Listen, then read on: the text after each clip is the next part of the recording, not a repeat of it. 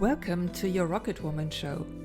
Are you looking to 10x your business while attracting your soulmate, finding eternal happiness and receiving the one solution to all of your problems?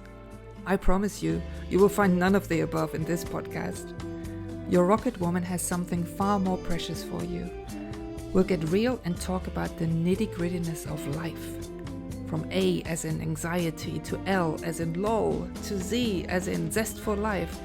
We'll cover the whole spectrum. All of my guests are my heroes that have inspired me along the way. And here's the totally amazing rocket deal. I chat with my heroes and then they tell me which of their heroes I should invite on the show next. So every other episode we get to expand our universe beyond into the unknown, ever expanding and growing. I hope you enjoy this show, and it's an honor to inspire your rocket launch.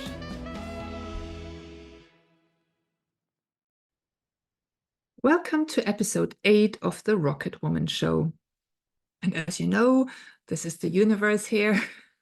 Today I'm exploring a stranger's orbit, and today's guest is Lina, and Lina and I actually do know each other, so it's technically not quite the big and open universe, but Koenig, my last week's guest, said to me, go speak with Lina. And Lina and I also work together at the House of Rituals, so we've seen each other around, we've said hi, had a quick conversation, but we haven't really shared in depth, and today we definitely did. So I love that I can share this conversation with you because she talks about her journey getting to the Netherlands. She is a Syrian refugee, and it's been very moving and inspiring at the same time to listen to her perspectives, listen to her outlook on life, and how she has been able to come to a mature place and to actually share this wisdom. So I'm very blessed. I'm very glad that I had to have this conversation. I hope you are inspired by it. And this concludes season 1 of the Rocketwoman show. Season 2 will basically be the same concept. So I'll speak with one of my connections and then they recommend who I should speak with next. But now I'll be doing it bi-weekly, which means that every 2 weeks you will get to see a new episode. And this is the sheer fact that I need to handle my time a little bit better. And also I find that in these times of overwhelm and content, it's good to take the pace a little bit slower and to just take it down a notch and just be really present and not be in that distraction mode too much from one to the next, to the next, to the next. So this is my contribution for now. I hope you enjoy this one, and I'll see you again in 2 weeks. Take care. Welcome, everybody. Welcome to episode 8 of the Rocketwoman show. And as you can see, I'm in the universe, which means today I'm speaking with somebody that I got a recommendation to speak with. And last week I spoke with Koenig, and Koenig said I have to speak with Lina. Now, Lina is not a total stranger to me because Lina also works at the House of Rituals.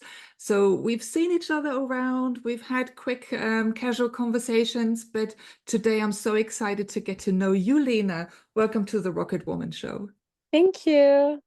I'm happy to be here too and really excited for this conversation. Me too. I only know bits and bobs about you, and of course my audience probably doesn't know anything about you. So I'd love for you to just quickly introduce us, who Lina is and how Lina got to be where she is today. So, I'm Lina.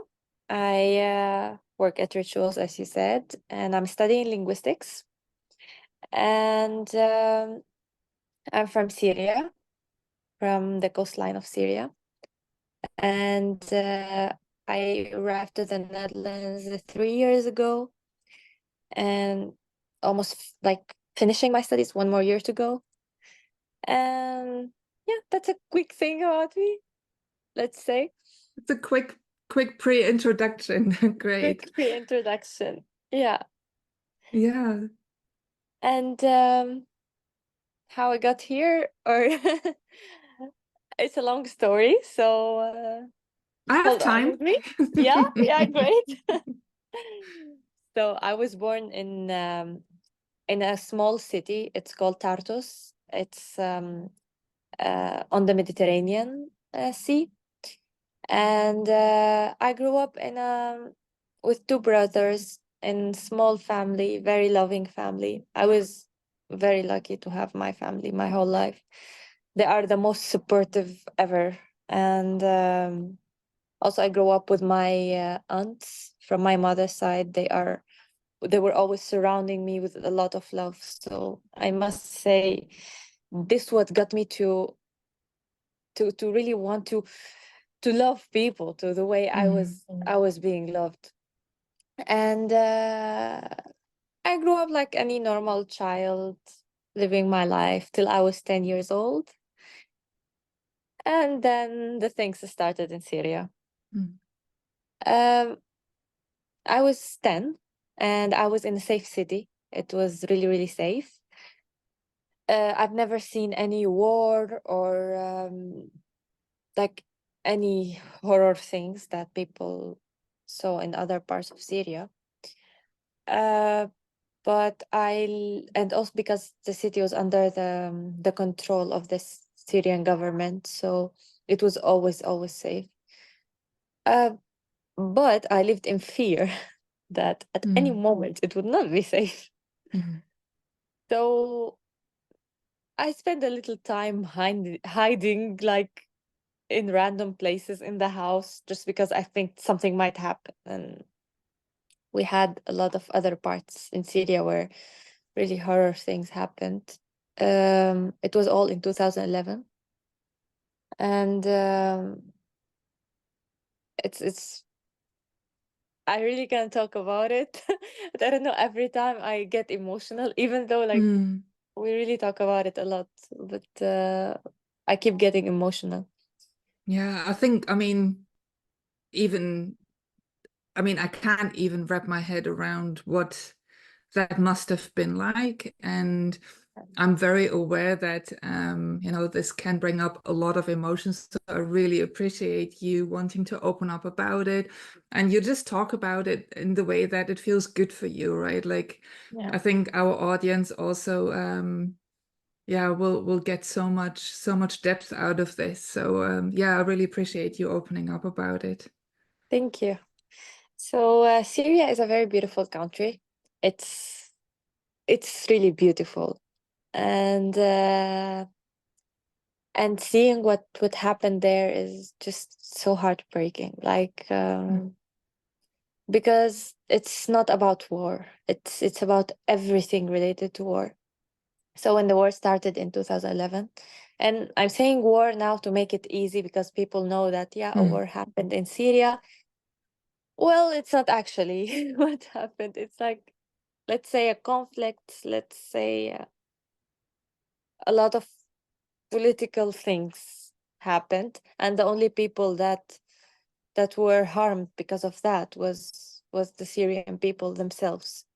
Because like the Syrian government with the Russian government, Iranian government, like everyone just like fighting each other, and they turned the country into a war zone.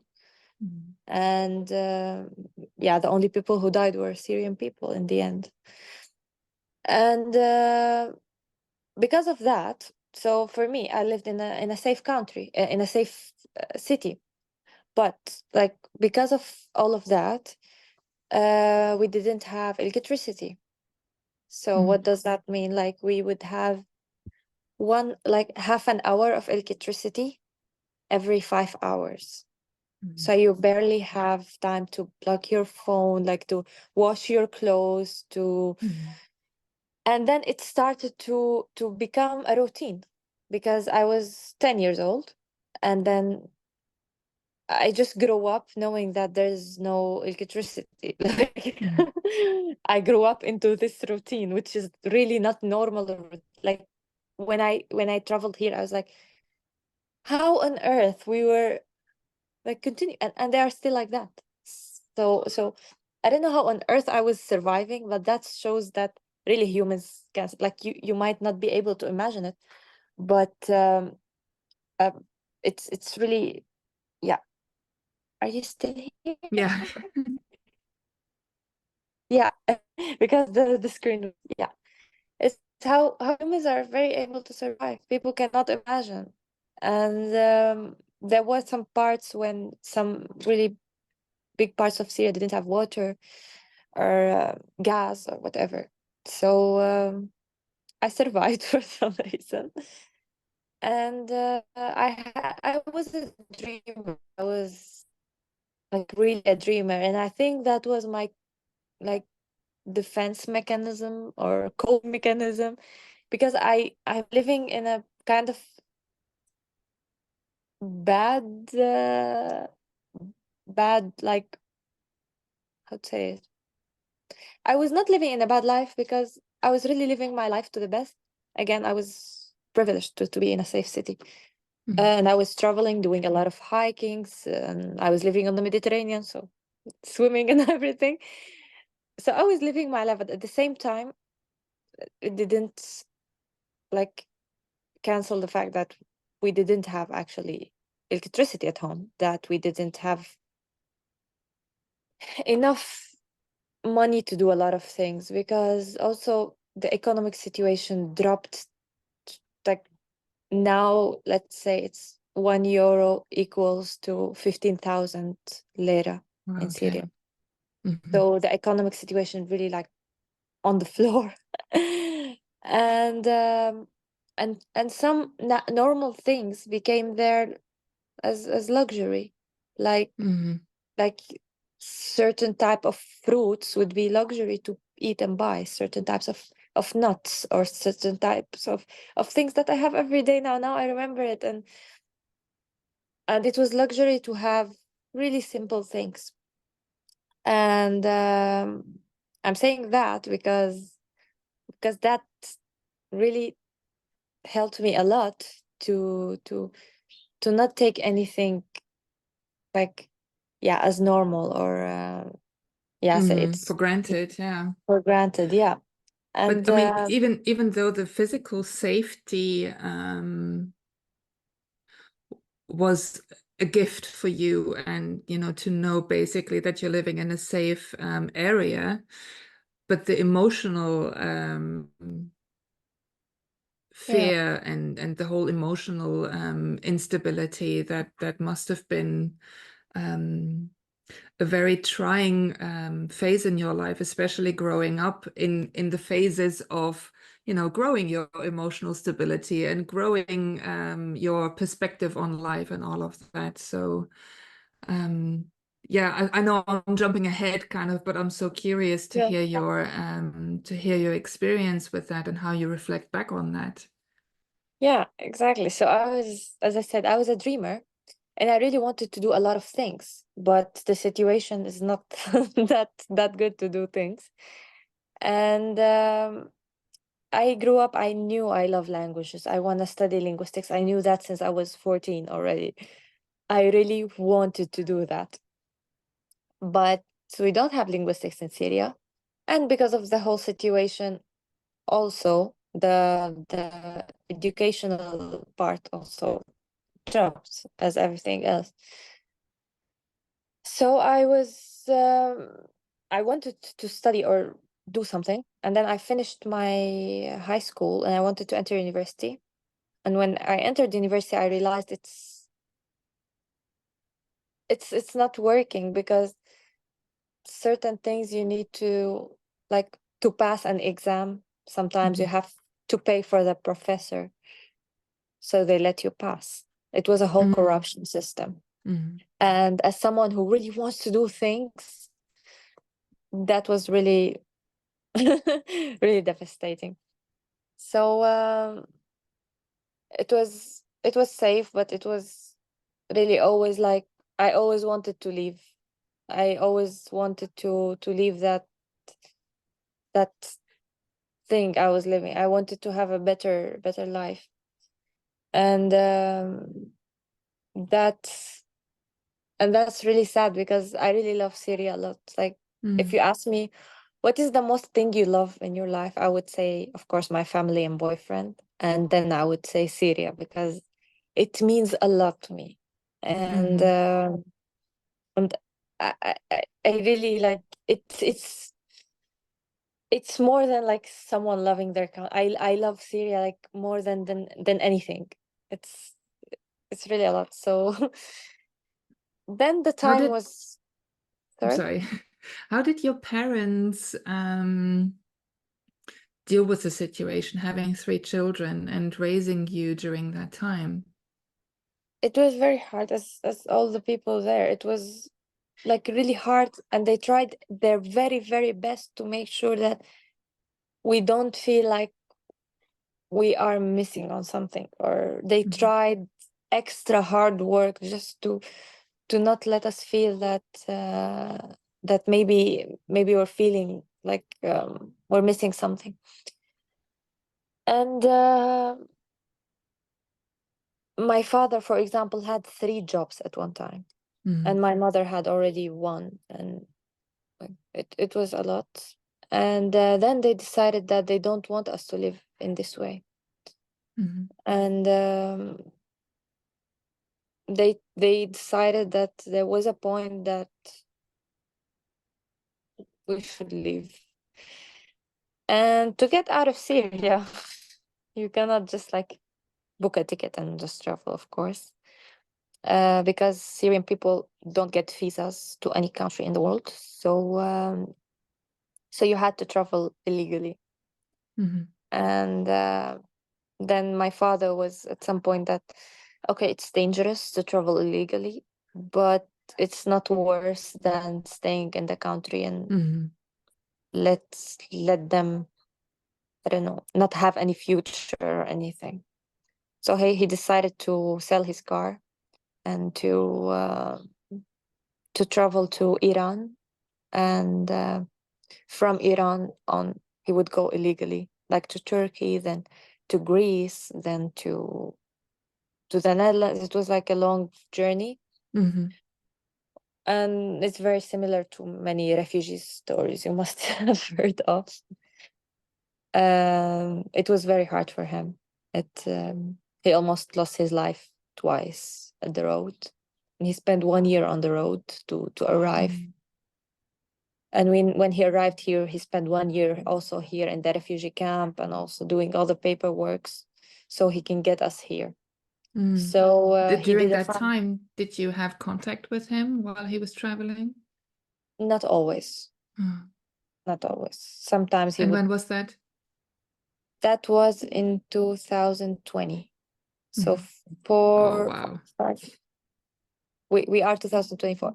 It was 19, actually, 2019. 19. Yes. So before the whole pandemic as well, he was still. Yes, he was stuck actually in the pandemic when he was in Greece. The pandemic started and he was in Greece, and he stayed there for a long time because also of that. And then we managed to get a family reunion, and we arrived here. And we can come legally because he did family reunion paperwork, and in this way you can just come normal way. And then I really wanted to come here all my life. I wanted to travel outside Syria, to see the world, to start a new future. And I thought that it's all like very easy, and like because it's hard to live in Syria, so I thought everything else is easy. Well, no. I came here with my family, and then we had to stay in a refugee camp also for about 8 months, because you have to stay until you can they find a house for you, and then you can rent and everything. So we stayed 8 months in the refugee camp, and I knew what I wanted to do. Also, when we were waiting for the paperwork after my father arrived to the Netherlands, I started learning Dutch. So I already spoke Dutch before I arrived to the country. And I I started doing courses for linguistics and everything. Like I came here, I'm going to do this. I had like a list. And I'm someone who really wants to do things. Like if I say I want to do this, I'm gonna do it. It doesn't matter what's, I'm gonna do it. But do you think it's a personality trait, or is it something that the situation you grew up in put you It's in? a personality trait. Uh-huh. If I say I want something, I want. I'm gonna get it. Like I'm gonna do it. I don't say I want if I don't get it. And then we had someone who is they call them like contact people person, who is a responsible person in the refugee camp to help you to do things. And I went to them and I told them I want to study linguistics and at the university. And the answer was that you Syrian people come and think you can do everything. I didn't study university. Who you think you are? Like, okay. Mm. Another person there told me that, well, I see you love doing nails and everything. Just do a course for doing nails and Mhm. just do that. Seriously. And then I was like, okay, this is not working. I should do it on my own. And I started searching and trying to find how the education system works here, which was the hardest thing ever because I came from Syria with a whole different education system Mhm. to come here, and like it was really You can't really a whole translate new that thing. system, right? Yeah. No, and I had to do it all by my own with nobody helping me. Mhm. And then I found a way. And later on, I also met a lot of Dutch people who were very nice to help me. And I was so lucky to meet a man. He's a Dutch man, and he's 65 years old, and he helped me to really push me forward. And also, I was when I arrived in the Netherlands, we were in Maastricht in the south. Mhm. And he was always taking me for hikes, and because I love hiking, I used to do that a lot in Syria. And in Syria we have mountains, green mountains, and rivers, and it's like heaven. And I really missed that. So he really used to take me a lot to go out and to really get out of the refugee camp and really enjoy life. And he had a son, and his son was working in university, so he helped me kind of Uh-huh. to like do motivation letter, to send applications, this kind of things at the end, because it was so new to me. And And and at I that time, managed. how old were you? I arrived here, I was 20. Mhm. Yeah, so 20 I started doing all of that. And I applied to universities. My goal was to study at Leiden University because I like it. It's old Mhm. and nice. And I applied to Leiden. I had like a plan B for different things. At the end, the guy who was helping me told me, you should apply to Amsterdam University. And I said, Amsterdam is the best university in Europe for Mm. linguistics. And there's no way on earth I would get there. Like, So like, you believe and you can do anything, but then you go, okay. like I believe I can do everything, but I Mhm. know like I would not like dream in something I would not get. Yeah, I know yeah. my limits, and I know where I can get. And also I had an average at high school of 70%. So it's not Mhm. like 90% and I'm coming to Yeah. to compete, you know. So I know like my limits. I can do everything, but I know where. And then he said, just apply, okay? And then at the end, I threw the application at like 1 hour before the deadline at Mhm. University of Amsterdam. Like, okay, and I forgot about it, and I lived my life and everything. And I got refused from Leiden University actually, and I was really feeling so bad. And and I was like, okay. And then I said, okay, I'm gonna do 1 year of another education so I can get to university, and whatever that education was, I'm Mm. gonna manage. And then I applied to a school in Utrecht, and started to find like a housing and everything. So I received a contract for the housing in Utrecht. And I was about to sign it. And then I received another email at the same time. And it was from the University of Amsterdam saying that, like, congratulations, you are accepted. Like, you're like, what? what? Like, and especially because I was sitting with my mom once. We were still in the refugee camp, and I told her, "Mom, imagine that the University of Amsterdam will accept me, and then I don't know what to choose or what to do." She was like, "Yeah." Like, it was not even like in my like wildest dreams that I would get there. Mhm. And I got there. It was the best decision because I really, really like what I'm doing. I really like what I'm studying, and till now I passed 2 years and I passed all my courses. I never had to, like, I don't have to repeat any course that I did Mm. because I was really enjoying each one of them. Um, the thing is that when I had Amsterdam, I had to move alone, and I'm a very, very, very spoiled kid.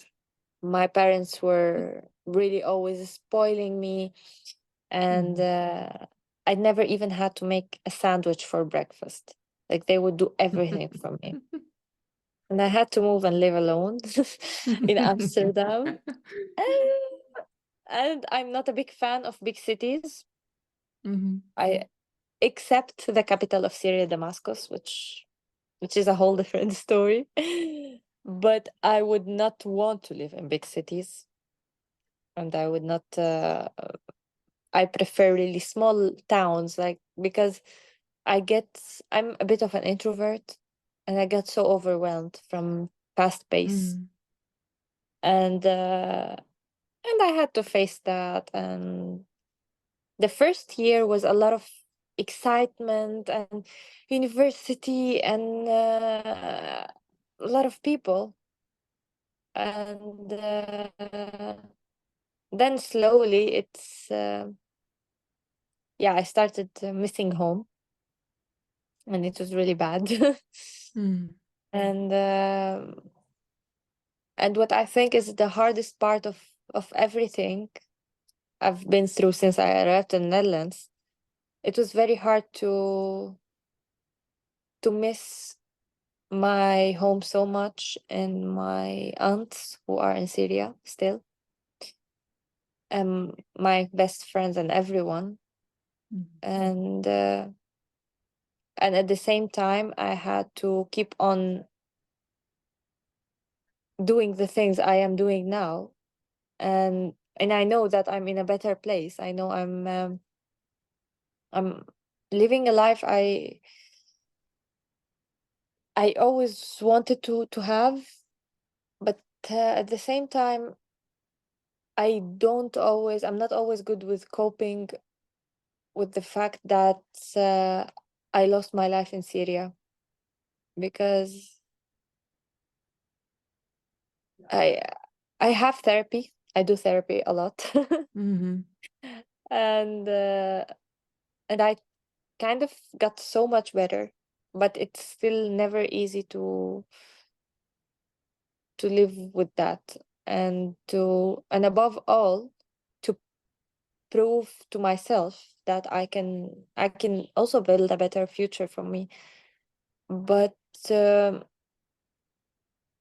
also the people around me, um I feel like I always like everyone has certain expectations of me, like my parents, everyone around me. I think I feel like I don't want to like like fail in something, so I don't also fail them, because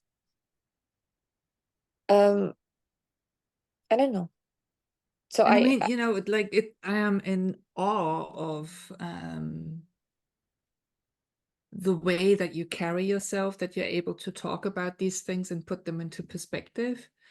And of course, it has such a there are so many layers to this, right? So there's the layer of a young woman that has dreams and that knows that she can get what she wants, but she's also very realistic. And then, you know, the universe is like, well, dream bigger. And here is actually the proof that you can dream bigger. So in a way, exceeding your personal hopes and dreams, which then collides with healing from the trauma you went through and with the pressure of everyday life. And on top of that,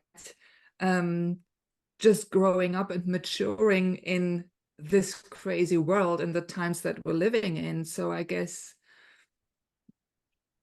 that's also why I love having these conversations, because we get to be honest and vulnerable and say that, hey, it's a lot. And even though things are going really well, and I'm grateful and I'm lucky and I'm healthy and, you know, my family is here, there's still things that really suck. And there's still things that break my heart, and there's still things I can't cope with, because, hey, you're a human being, right? So I think, like, what for me is the next question is, how do you, because the way that I see you now, and that I've met you through the past weeks that we started sort of just seeing each other, you're such a ray of sunlight, you know. Is that, would you say that that's deceiving? Is that true? Is that a true statement? Like, I think I'm a happy person. Mm-hmm. And I'm a very strong person too. Mm-hmm. I can say after everything, I'm really strong and I can find strength all the time in me. I tend to break down like once per month or like every 2 months. Like I have a Mm-hmm. breakdown and then I'm fine. Sometimes I, like last week at work, there was, for example, the wedding of my very, very closest friend in Syria. Uh, she she married the love of her life, which I saw them all the time together and everything. And then at their wedding, I'm not able to be there because I Mm-hmm. also have to wait for my documents in the Netherlands. I have to get the Dutch passport, so I'm kind of free to go to Mm-hmm. Syria if I want to.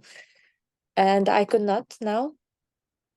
And and I kind of had a little breakdown in at work, and I started crying. I could not handle it, and of course Koenig was there, and he was really helping me so I break down, but I'm very good at being, I'm strong, really. I can say I'm really strong after everything, but I'm not in the strong way of like, you know, I don't have emotions, I'm very strong, no, I'm strong in a way that Mm-hmm. I let everything come. I let all my feelings come to me, and I give them the space to feel them. I Mm-hmm. don't like try to hide my pain and be strong. No.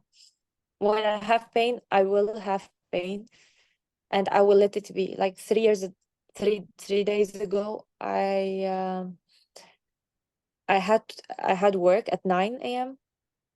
or 2 days ago, one of these past few days. I had to work at 9 a.m. and I needed to sleep early. But then this moment hit me of missing Damascus. So I don't miss Syria that much. Like I love it. I love all the memories because I only have happy memories there. Mm-hmm. Other than the struggle of everyday life, everything was really happy memories.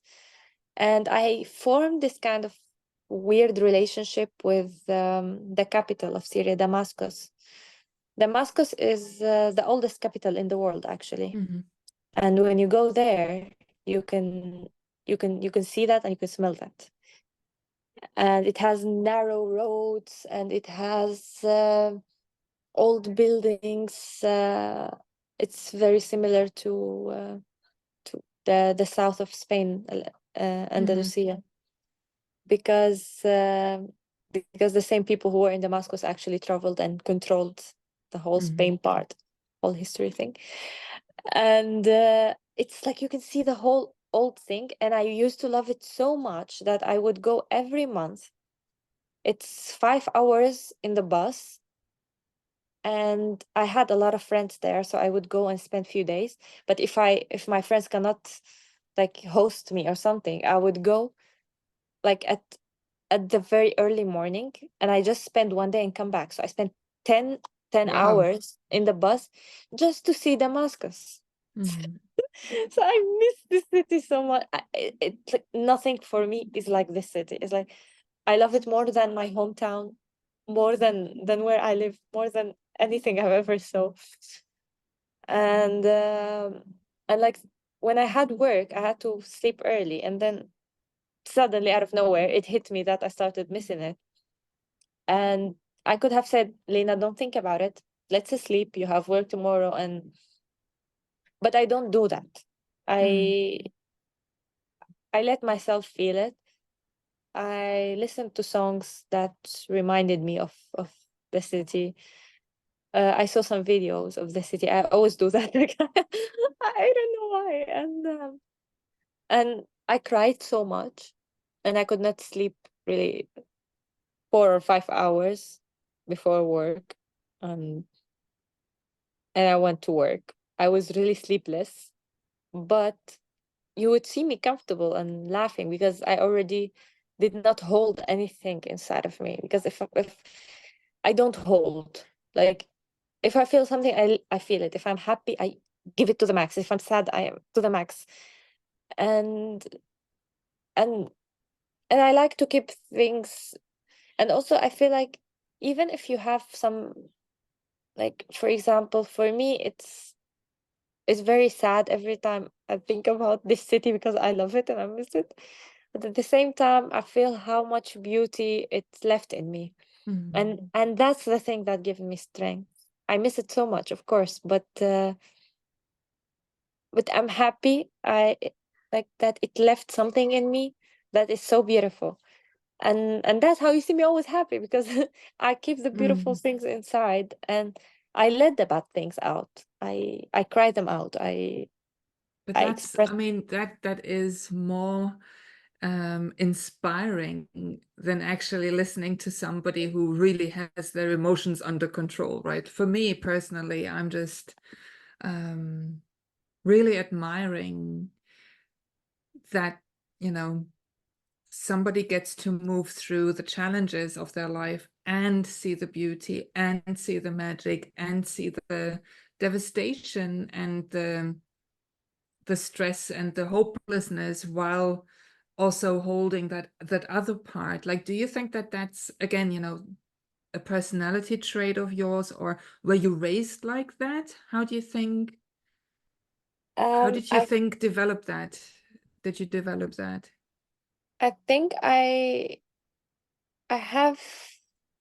was raised like that because my parents, especially my mom, um, were always giving me the space to express myself.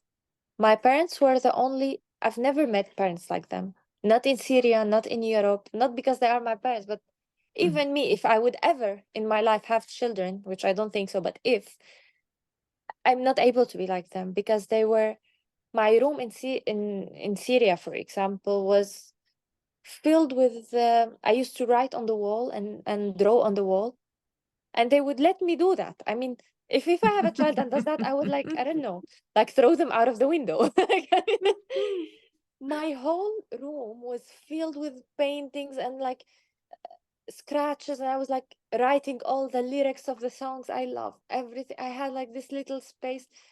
You cannot even have one like part of the wall that is not written on it, because I write a lot, and that's why I also like to write. I write a lot of things, and they would be so okay with it. And they really was very open to a lot of things. I don't know how they were even that open. I would not be open if I have a child like this, like not that much. And because of that, I learned how to just express myself. Let's just be me. They Yeah. always Which wanted me to then be me. is the next natural question for me. When you're raised like that, and when for you it's normal to be like that, and then you go out into the world that you imagined would sort of greet you in the same way, plus the culture shock. So there's many questions actually in this one question. Yeah, how did you not find that sobering? Yeah. So sadly, I got a lot of horrible situations Mm-hmm. because like I'm very open and like and also I love people, I love to talk with them and I love everything. And then there was one point when I realized that, oh, but people are not like this. Not everyone Yeah. is like this. And people would take advantage of me Mm-hmm. or would not be as open with me as I am open to them, which made it very hard to make friends Mm-hmm. and to connect actually. Because if I'm being like very honest, loving, like expressive and everything, and then the other person is not like this, uh it was at the beginning a bit of a shock. In Syria it was kind of under control, but then I also would talk about after I came here, because after I came here I was above 20, because when I was in Syria I was Mm-hmm. still under 20, like, not that I'm not saying I'm very old. It's still like it's now that I can say that, yeah, I'm an adult dealing with people, because there I was kind of a child, like it's not that. But here I started meeting new people, especially in Amsterdam. There's a lot of cultures, a lot of Mm-hmm. nationalities, a lot of things, and everyone has their own ideas about how friendship is, how Yeah. connection is, how they will grow, like everything. But also where you are from really defines a lot how you think about these things. Because for example in Syria, friends are like family. Mm-hmm. And like if you have a friend in Syria, it means that this best friend is like my sister to me, and that's how we deal with each other. And then I realized here that for a lot of culture, friend is just a friend. And that's it. Mm-hmm. And I try to get deep with a lot of people, but I'm also a bit hard to deal with if you want to come close to me, because if I'm very nice with everyone, but if I someone want to get deeper into me and be closer, I'm very hard, because I tend to have standards for friendship. Mm-hmm. And these standards is that I have a lot of close friends that I really love, and they don't meet these standards. So for them, I just accept them the way they are, and I love them and everything. But then I'm not able to see them a lot. I would see my friends once every week, or no, that's exaggeration, once every month. Mm-hmm.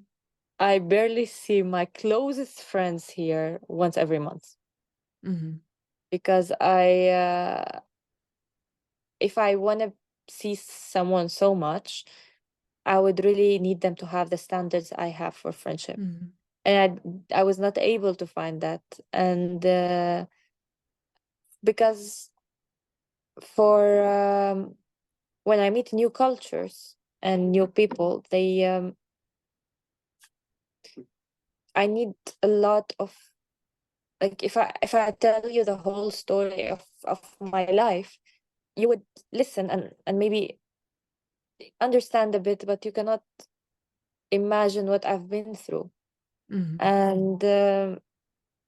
And when I meet someone who's not Syrian, I need to open everything with them and to explain everything like I'm doing now. And it doesn't always work. So when I say to someone, I really miss Damascus, and they don't feel what I'm feeling, Mm. I feel like I'm not being understood enough. And for that, it doesn't mean that I need everyone to understand me and feel what I'm feeling, Mm. but I also need my space. So I would see these people not that much. And also, And you know, like be nurtured from the relationships in return, right? Because I think when you're yeah, so empathetic and when you're so deep in the way that you feel, um, you are kind of looking for that depth in yeah, your life, right? And yes, that's not to say that everybody needs to be like that. I totally understand you. And I think that's also a very interesting conversation, maybe. That of course that's tied to your history and that's tied to your experiences and your past. But at the same time, had you had different experiences in a different past, you might have come out differently, but you might be exactly the same way that you are, right? So there's also that factor of, it's again a personality trait. It's just a quality that you carry. And I love that you know yourself so well that you don't confuse it with projection, you know, yeah, projecting it outwards or expecting it, or almost like, you know, having been raised and as a spoiled only daughter, you know, it would have been easy to just say like, well, I'm just spoiled. I'm just, you know, I just expect everybody to treat me as a princess or something. But for you to come out so genuinely into this world here and say, I know who I am, I know what I want to experience, but I also can appreciate differences, right? yes, yeah. I appreciate it a lot. Like I accept it and everything. I just take my time then. Like I would not expect you to be really as I want, but give me my time. I Mm-hmm. would see you once every month because I need energy else. Like I I tend to save my energy. I don't like to overwhelm myself. Like I don't Mm-hmm. like to because if I am overwhelmed, I will overwhelm the other people. And Yeah. I would not go out with a friend while I'm overwhelmed and I'm feeling pressured and everything. No, I would go when I'm comfortable enough to do that. And that's why it's very hard to be friends with me. You might not see me every once every 2 months or something. But if you need something or if you need me at one point, I will be right there immediately. Yeah. But it's just So that's too really such healthy boundaries in a way yeah. that, you know, I don't really love the way that now the woke culture is portraying boundaries, because it comes across, especially when women have boundaries, it comes across as very bitchy and cold, right? But Yeah. to have healthy boundaries that are um, more like a line of self-respect rather than pushing somebody else away and judging them. Um, how do you, like, I know that, you know, it's probably really difficult for you to meet people that are understanding of that, but then also young people or younger people, you know, since you are the age of my son, so in the end, you know, like that's that. But how do you meet those people? The younger generation, you mean? Or like Yeah, like, how you know, or how do you actually see that your generation, because I also know that basically when I was your age, I was a baby and I was so unaware and I was so immature. Like I can only sort of really raise you to that place of being such a standard, right? Like not having standards, but being such a standard that I think more and more people in your generation are actually finding those places of self-reflection. Am I making sense? Like, the thing about my generation, I don't have I barely have two friends who are my age, mhm, actually. Barely. I tend to be friends with older people. Like the mhm, minimum I have between me and my best friends are 5 years. mhm, And I cannot connect with this generation. It's not working. I don't mhm, like it. Um, I can't find connection. I cannot be friends with my friends at the university or something. I can't make connections. I don't know why. No, I know why, but they are very in a whole different universe. Also, of course, social media plays a lot of role with everything. But and I'm not a very big fan of social media. Most of the times I'm always deleting the apps, and I only go there when I need and or post something then disappear.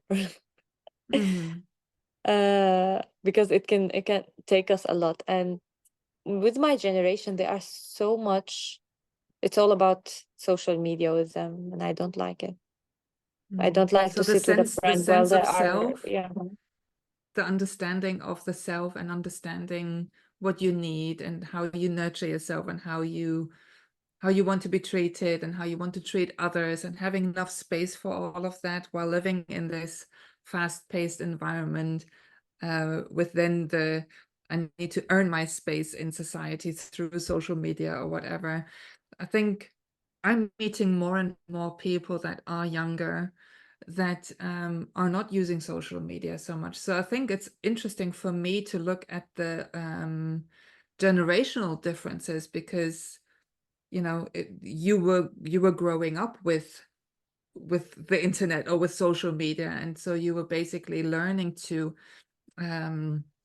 maybe pace yourself with it, or learning what your relationship with it is, while maybe my generation, it was a great distraction, right? At some point, we didn't have it when we grew up, so at some point you just sort of needed to learn to yeah. find out what it is and how you deal with it and all of that. Would you say, for the future, or what's your prediction for the future when it comes to the generations and social media? I feel like they would really more and more rely on it more, and like I think there would be one point where we would not have like enough stores to go shop. It would all be online, and everything would really rely on basically internet and social media. And how you, because even now it's, you start to feel like in my generation, like how they deal with it as they present themselves through social media. They rely on it as a method to define them as like who they really are. And more I feel like it would be, yeah, the most important thing. Like for me it would just keep getting worse because I feel it's getting worse. But I don't know, I really don't know. Yeah. Yeah, I find it so interesting to sort of see that it can go all ways. It can go into every kind of direction, right? But what I'm observing also through the job now at the House of Rituals, and my other job in a hotel, that people are so thirsty for connection. yeah, People are so desperate for those interactions and meaningful things in their life, which don't come from filling the lack and the holes of maybe boredom or whatever with more content. So I'm a very hopeful person. I do believe that we are in a time where it can go into all directions, but I personally believe that there's enough awareness, even though in a minority of people, but those people, like you, with your standard and with the way that you go out into the world, carry so much reminding energy for others, that when you go into connection, others are met in a place within themselves that will kind of tickle that awake, So it's going to be very interesting to see where that goes. I also would love to find out from you, because I know about your other big love in your life. Would you like to share a little bit about that story, about your About boyfriend? yes, because I talk about him a lot. Like it's the only thing I talk about. Yeah, actually, my boyfriend, I met him after I arrived here. It was a very big coincidence that he arrived to the Netherlands 1 month after me. We didn't know each other at that time, but I mean, it's the same time, and so we had this very similar experience. And we he found me on social media through also a very there was an Arabic influencer posting a Lebanese influencer posting on social media, and he posted something and I replied to his story. I wrote him a long message and he was very happy with it, so he posted it on his stories. And in the message I was saying that I'm in Amsterdam, and at that time my boyfriend really really needed someone who is Syrian in Amsterdam at university, because he needed to ask a lot of questions about that. And he tried to find me because he didn't put my name, only the photo. He found me and he sent me a message saying like, I'm not a stalker, I really just need someone to answer some questions about. And I really felt that he's not like this type of guy who would like, try to find a way to hit on me, like, and no, he was really genuinely asking about the life here. And because he thought that because I'm studying at university, I must have been here for a long time or something. Like later on, we realized it's the same time. And then we met and we became best friends. His name is Rashid. He's also from Damascus, the city I love. And which is why when I read poetry about this city, he can feel it too. And we met, we became like really, he became to me something that I had a lot of friends, but for me he was the only person I would call at any time without feeling the pressure of that I feel when I want to see friends. Or like I don't feel I need energy to see him. I just feel that I want to see him. At that time I was still with a relationship, a very toxic one in Syria. It was a super unhealthy relationship, and it's a long distance, so that's why me and Rashid stayed just friends. And even though, yeah, he was the most thing I feel comfortable with. And I had a lot of breakdowns because every time I miss Syria, and as I said, I let my emotions go. Or to be more specific, I miss Damascus. I get sometimes to point where there was one time where there was an earthquake that happened in Syria, Turkey and Syria, like 2 years ago. Like there was an earthquake and it almost arrived to my city. And there was one point that I could have lost my aunts. Like it was so close, but luckily they survived. At that time, it was so too much for me that my neighbors took me to hospital and I got a breakdown and they calmed me and everything. And I remember when I was at the doctor, like talking with the doctor, he told me, call the closest person to you now, the most person you feel comfortable with, so you can be with them now, like. And I called him. And he was always like this to me, like he was the one I would go to, even in the worst situations. And then yeah, when I ended that relationship I was in, and I was more open to new things with him. And I always kind of like like not liked him, but I always felt something for him. And and then we became together, and then we moved in together. We live together now, and the connection I have with him is a connection that I've never, ever had in my life with any person. I feel with him, like, I feel like when I am with him, it's like I'm so comfortable the same way I was comfortable in my home, in my city in Syria. Like, that's a feeling I would never feel. Like, when I feel like, when you ask me what is home for you, I would always say, yeah, Syria. But then he feels like home. He feels like it feels like out of this universe. And I feel with him, I act around him as I act around my siblings or my parents. And he spoiled me also the same way my parents spoiled And you see, you I'm met him pretty- through social media. So you're saying social media, Yes. you don't like it, but yeah, Yeah, see, good things yeah. come from social media. Yes, of course, also, yeah. And I think he's the best thing that ever happened to me in my whole life. I've never been happier.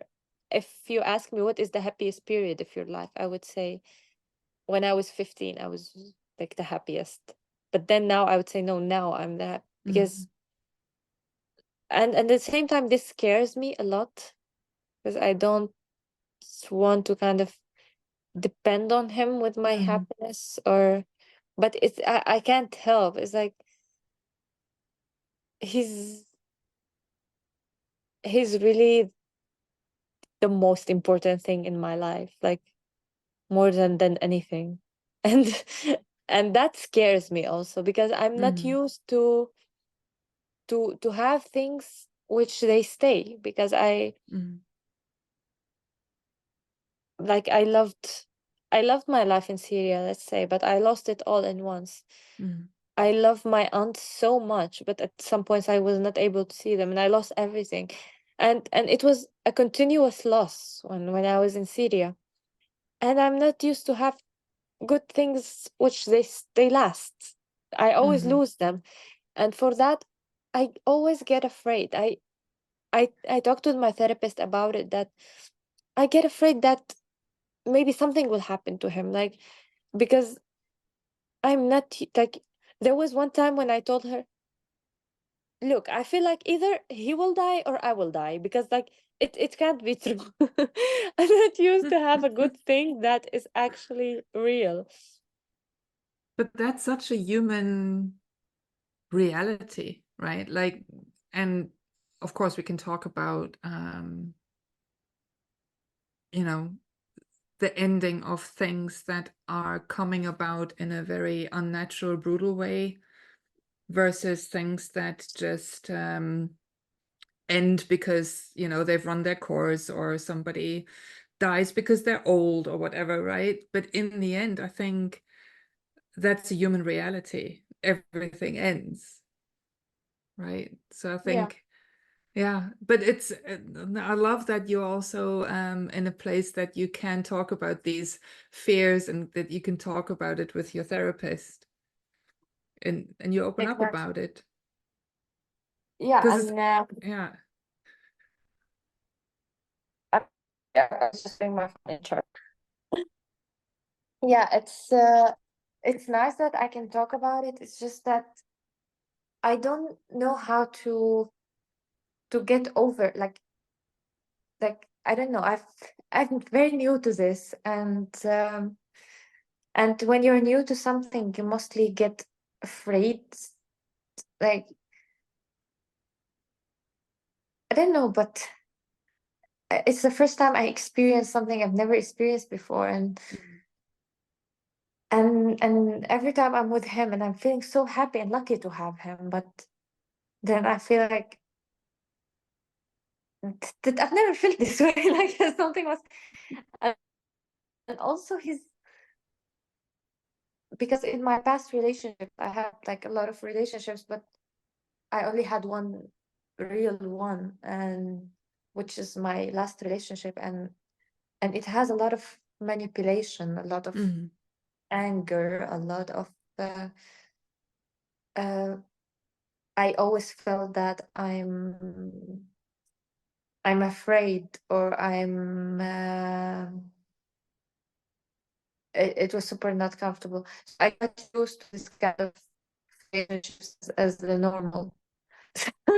So when I have a very healthy person with me who is not toxic, who's not doing any toxic behaviors, then I feel that okay, I don't know how to act with that. Like I don't know how to deal with that. Like I don't know how to contain it. I always feel like I have a like a bowl with a lot of of happiness coming into it, and then like it's spreading all around, and I don't know what to do with it. It's like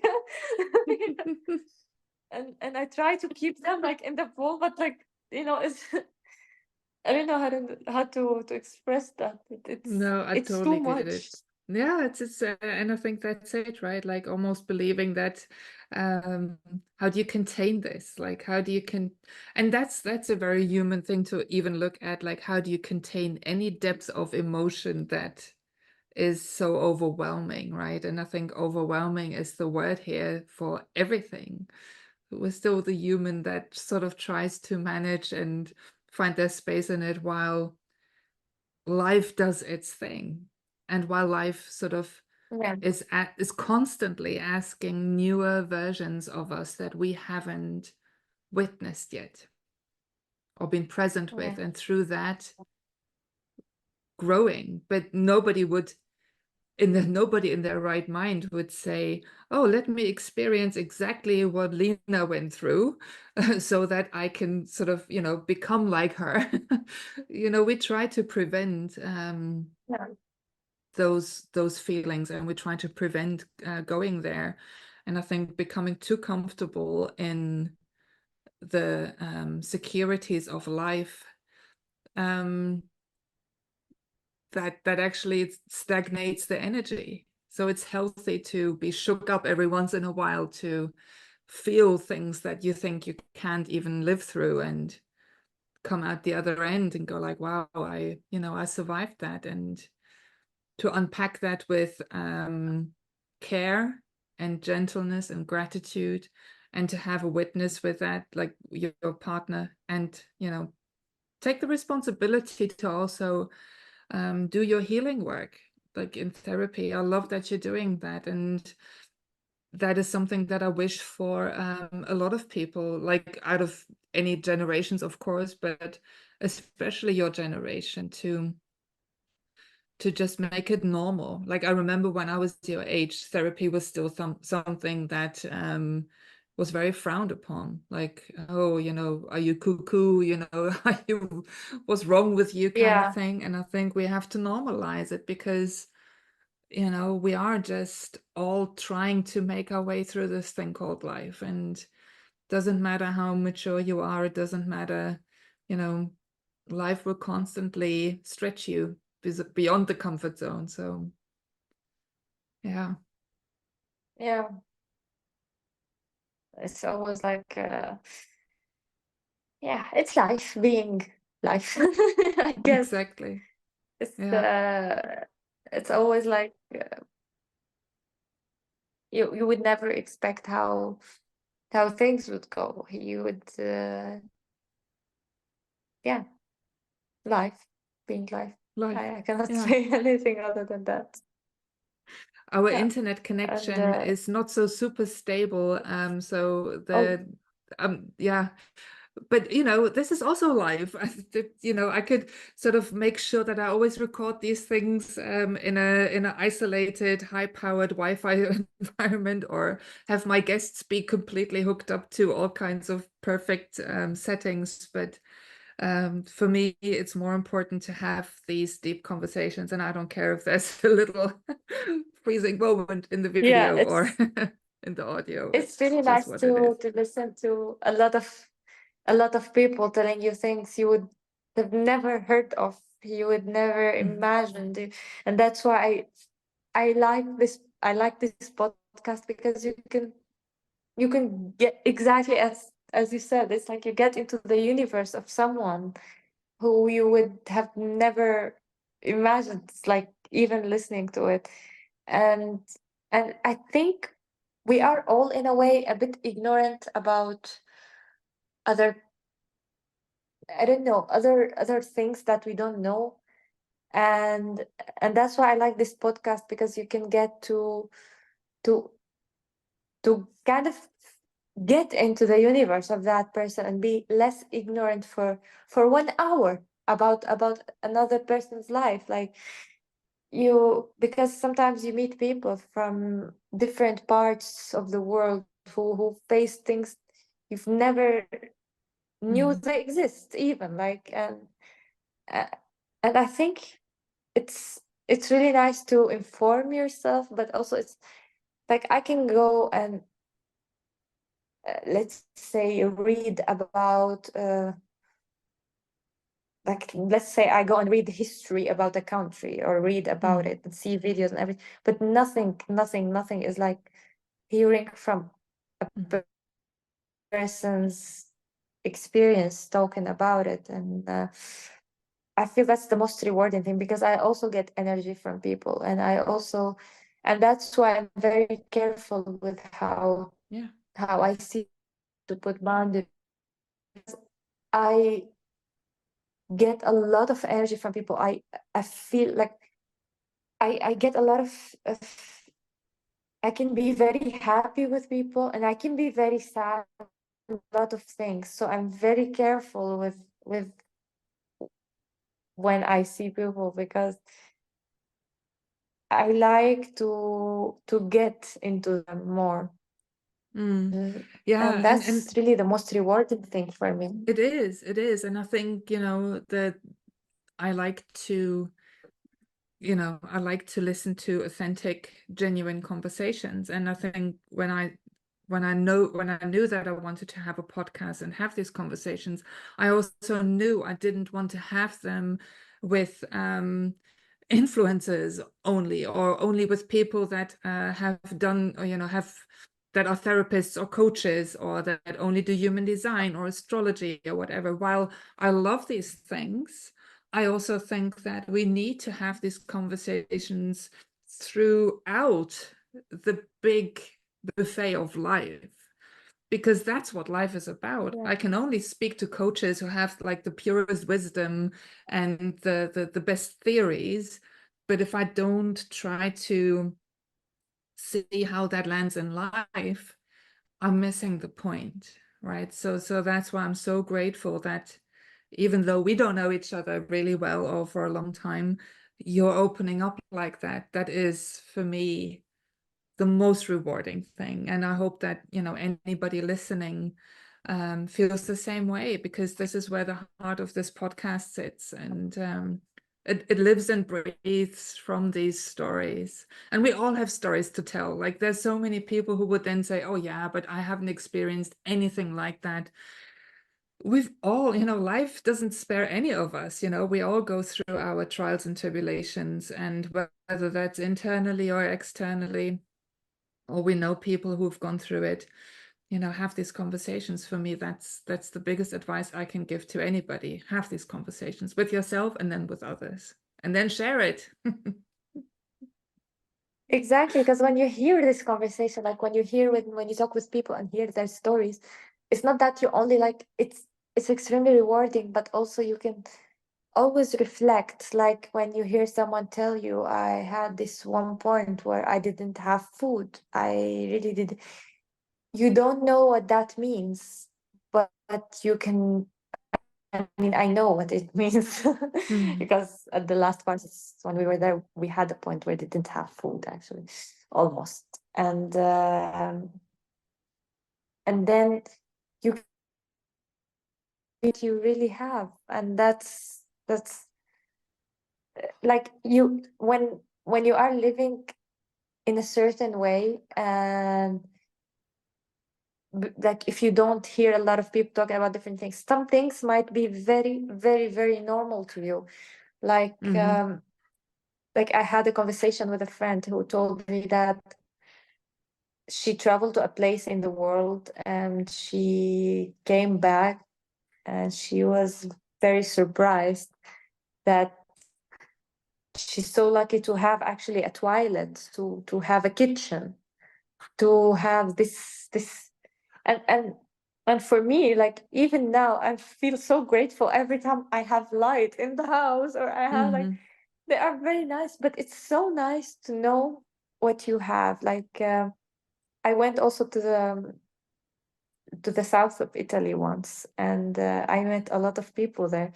And I also tend to do something every time I travel somewhere that I don't know, that I go in the street and talk with people, random people on the street. I say like, I love that. "Can I talk to you?" I just, I just joke. So I was doing that when I was in Italy, living their life, like having their everyday. What they didn't realize is that the thing that I realized when I went there is that the first time I saw the sea, the Mediterranean Sea, I was, because if you are born on that sea specifically, it's nothing competes the relationship you have with this sea. So when I started swimming, and I was like, I'm in the Mediterranean again. After I've been away for 2 years, because since I was in Syria, I've never seen the Mediterranean again till I traveled to Italy. And I was like, I have the sea now. I can feel it, and that's, and then people that, yeah, like I go swim every day, but yeah, so they're like, And I think that's a really don't good take this point. for Like, granted. don't take it for granted, right? Like, don't take any of this for Don't take granted. I this for think there's so many things that we live through, and the human is so resilient. The human mind is so resilient. And I think we can live through even worse. But that's not to say that, you can't receive the good when it comes, right? And that you haven't yeah. deserved it, or that it's a bad thing to accept these moments of bliss and pure happiness. They are just as much part of this thing called life as the other things, right? So Yeah, I like thank you for that's, sharing these. Yeah. it's really really nice. Like when I talked with some people there in the south of Italy, I told them, imagine not being able to see the Mediterranean for a long time, and I really tried to, like, imagine losing the ability to swim in that sea, and to be away from it for a long time in a very cold land in the north. and and then they would be able to really imagine, oh, like, oh no, I really should not take this for granted, it means a lot to me. And that's why I every time I hear someone talking about their experience, it's really nice to reflect that on myself, and to know that I should not take anything for granted, and to keep being reminded of that, even the simplest thing to the hardest thing, like the while we're talking right now, people are dying somewhere else Yeah. there, and that should never be taken for granted. And No. and No, and to that's be really with it good. all, Yeah. to be with it all with an open heart as much as we can, right? And Yeah. sometimes you just can't, and then you just can't, until you can again. It's just, Yeah. Yeah. yeah. Yeah. And to be grateful for that, really. Yeah. Yeah. This is, I do hope that also this finds the right people, this conversation finds the right people, and I always trust that it does. Like, this is not a mega podcast of 1,000 followers or whatever, and it doesn't have to be. It's even if this was just a conversation about these things with you and me and no other people, I'm already happy. So I do hope that if anybody who's listened to this or seen I this has think the felt inspired connection. to share it. Yeah, the connection is kind of telling us that we're coming to the end. Yeah. Yeah. Yeah. The Yeah, connection is a bit, yeah. yeah. Okay. Let's switch gears and come to the typical 6 questions, the sexy 6. Yeah. Just 6 questions I always ask my guests. Number one, what skill would you like to have? Skill? Mm-hmm.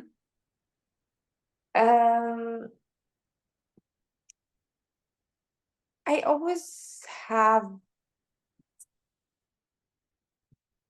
like to doing them, but there is one thing that I've always failed to do, and but I really want to have is singing because I love music a lot. And when I was in Syria, I was in a choir for 5 years, and I used to sing. Still, I've never managed to really have this skill of music and I have here also a tattoo Mm-hmm. of I have the same tattoo on my belly. Oh, Yeah. nice. So I really like to sing, but I've never had a good voice. Like You should I do really it want with to have the skill of Koenig, because singing Koenig proficiently. Koenig said he wants to sing as well. I told him I'm doing right now, I'm training. I told him how to do it, but I'm still not there, but I really would like to get to a point where I'm a skilled singer, like really. Okay, awesome.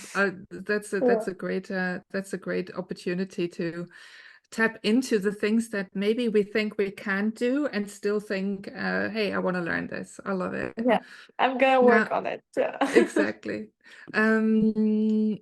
Your favorite book or movie or song, and why? Three together or one No, each? Or either one. Pick one of them. um, I would say my favorite book is that the I don't know how to say it in English, but I think it's probably The Unbearable Lightness of Being, and it's for Mm-hmm. Lina Condera Yeah. because it talks a lot about the human, like the most human feelings, like really without any cover. It's like very clear human feelings. I love this book. I love Milan Kundera in general. I love all his books. Yeah. And Yeah. my favorite song, I love music a lot, but it would be a bit not usual, but I would say my favorite song is called Car Radio. And this is for a band called 21 Pilots. Mm-hmm. Because the song is very real, as of all of their songs, but it's my favorite band too. Oh, all right. It's I'm top big fan of this band because they really talk about human feelings in a very real way, and I love that. 21 Pilots. Okay, we all have checked them out. Yes, yes. Okay. Then if you were president of the world, what would the first law be that you would implement? Stop killing children, maybe. Like stop making wars, stop making other people's life miserable, let people Mhm. live. But that's impossible. Like they have the world always have been like this. Like let people live, stop wars, please. Yeah.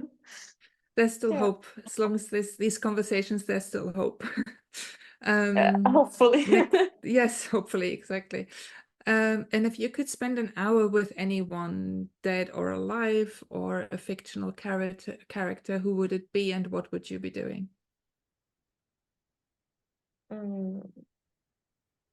Anyone? Mm-hmm. Uh, I would have.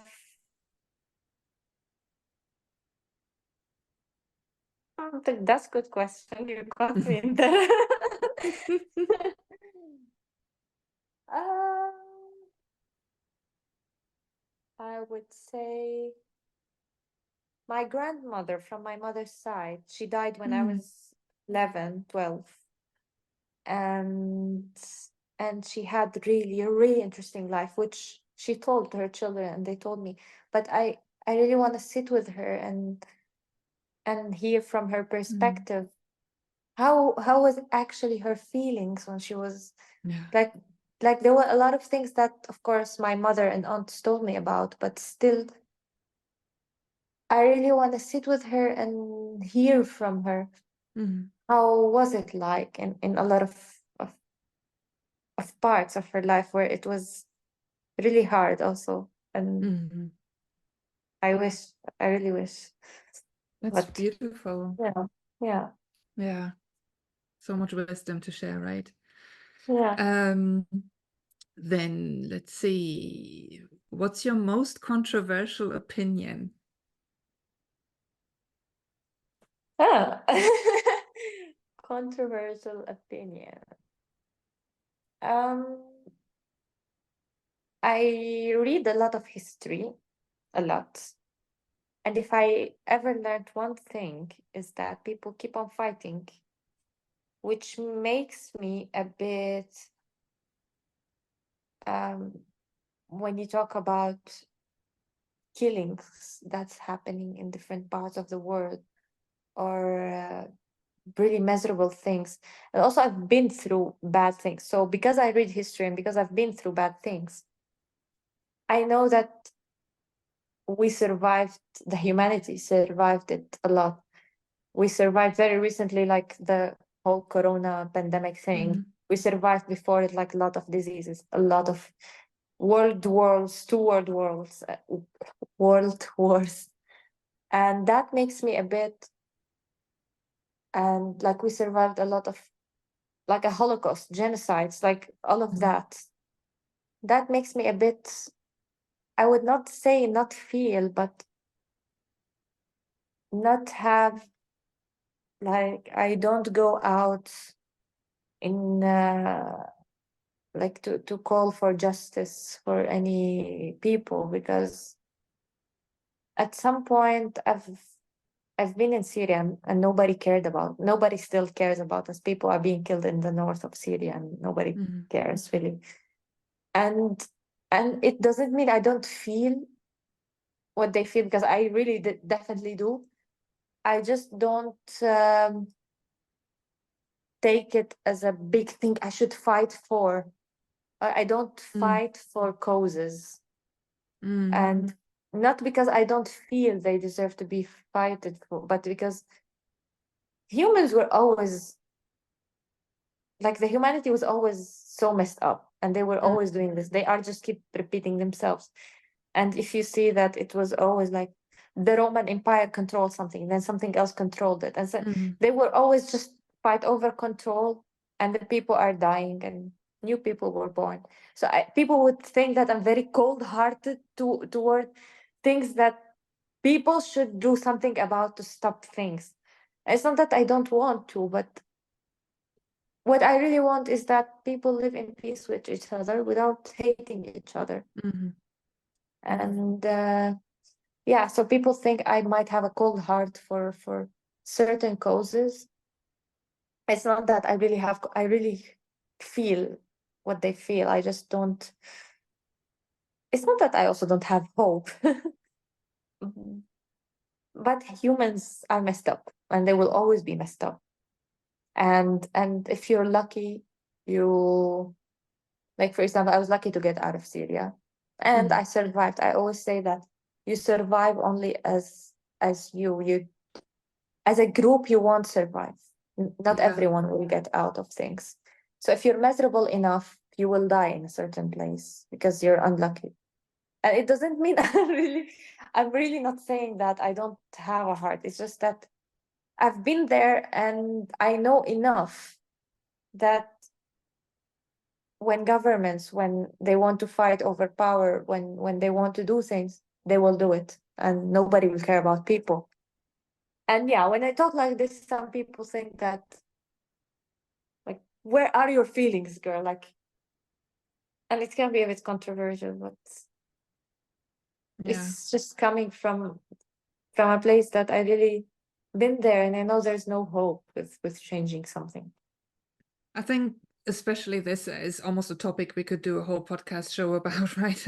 Yeah, I think Yeah. overall, if you really look at the state of humanity and how we treat each other and the world and nature, it is a reflection of the awareness that's present. So if there are people that are pretty much unaware of the fact that, it's all connected and, we all share one consciousness, or basically we all share, this thing called the soul or whatever, unless there's that understanding on that deep level, people will always be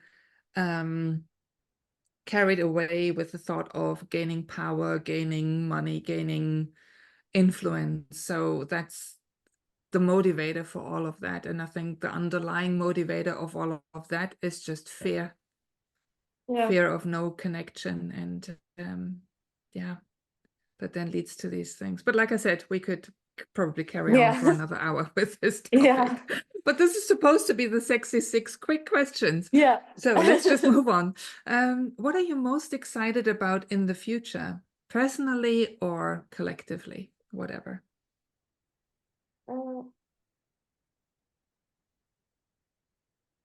I think I'm not that person who thinks a lot about I get excited at the moment. So I don't think a lot about I make plans for the future of how, like, what should I do in the next step? How should I study or work or like this kind, but I don't get excited that when I get there, I will be very happy because I'm very happy the way I am right now. So I don't get excited about something that would happen very late on.